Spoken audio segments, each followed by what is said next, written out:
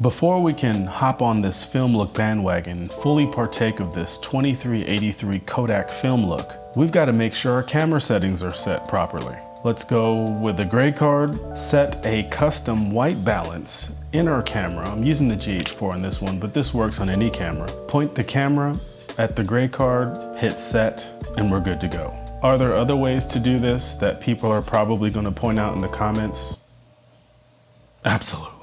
Next, we're going to set our exposure. What I typically do is set one of my zebra patterns to about 55% IRE. When I see those zebras start to creep in on the gray, I know I'm good to go. So I headed out to one of the most cinematic places that I could think of. A street with cars on it. Well, let's at least put the horizon at the bottom thirds. And of course, something of interest in one of the crosshair quadrants. They say add depth. That's what everyone else is doing. So let's go ahead and put the railing in the foreground. Look at those leading lines. We even have lateral movement going throughout the frame from left to right to provide just a little bit of interest.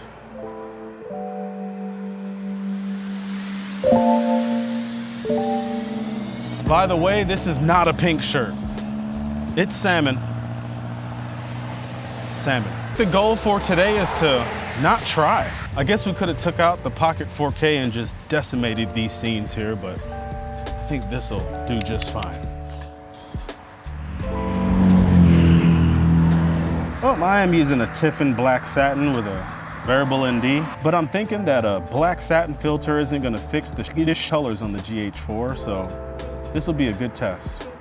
We've got quite a few steps ahead of us until we reach 2383 gloriousness. Let's start by doing what I like to call sterilizing our footage. Since none of the camera manufacturers can get on the same page of music when it comes to color science, since we shot in Panasonic Vlog, we are still gonna have to convert this back over into 709, just so we can get back into the exposure ranges that our human eyes can see. Straight off the Panasonic website.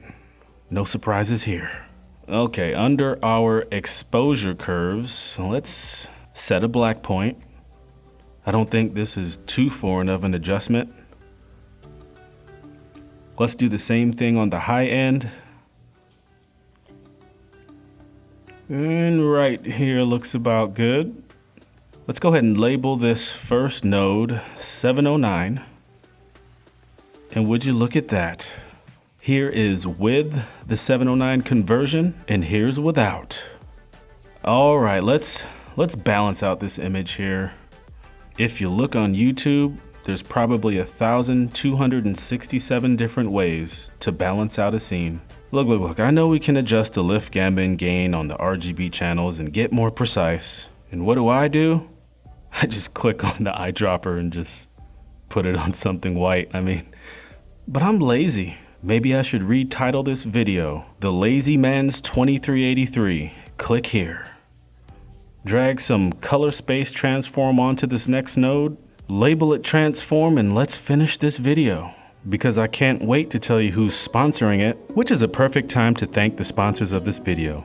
Storyblocks. Storyblocks is an all-in-one platform. Ha, gotcha. Okay, no more joking around here. This next part's serious.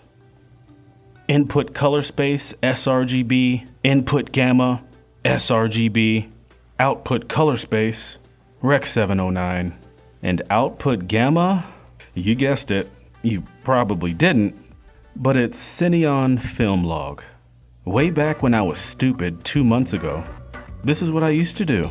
Take the log footage that the manufacturer is claiming has 2 more stops of dynamic range, convert it back into 709, I'd do a couple of adjustments here and there to the exposure, contrast, and saturation. But then, more importantly, I would try and get these film looks to just go right over this 709 footage and, look at that. What is that? It turns out that these Kodak LUTs built into Davinci Resolve are only meant to receive a Cineon film log from its input node, not a compressed 709. Wait.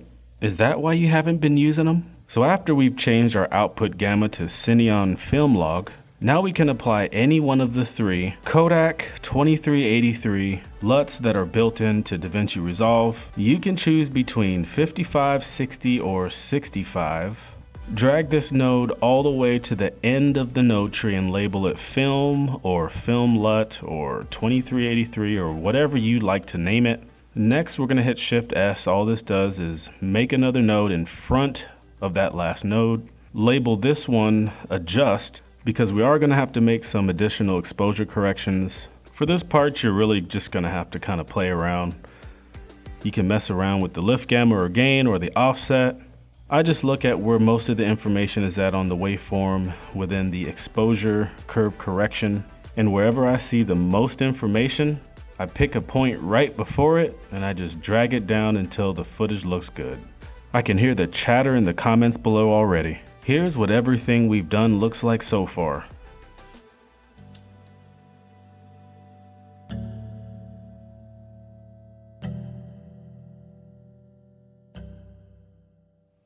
Look at that, 2383 Kodak film conversion orgasm right there on the left. Look at that.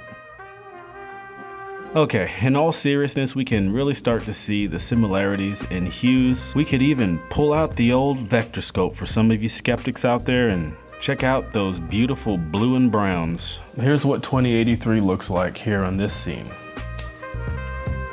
By the way, you can do this with any camera. Since we're using sRGB for our input gamma and Cineon film log as our output gamma, this gives you a lot more flexibility. I mean, this was originally shot on a Canon 77D in 1080p.